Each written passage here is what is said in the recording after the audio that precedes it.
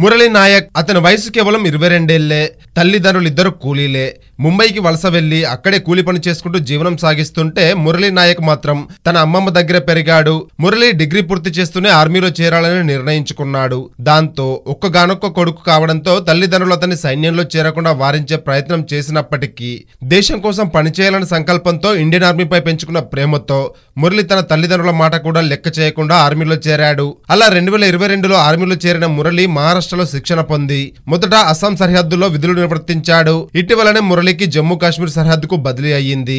తల్లిదండ్రులతో ముందు రోజు రాత్రి ఫోన్లో మాట్లాడిన మురళి, అంతా బాగానే ఉంది, నా గురించి బాధపడకండి, దేశం కోసం ప్రాణమైనా ఇస్తాను, మీరంతా గర్వపడేలా చేస్తాను అని చెప్పి ఫోన్ కట్ చేశాడు.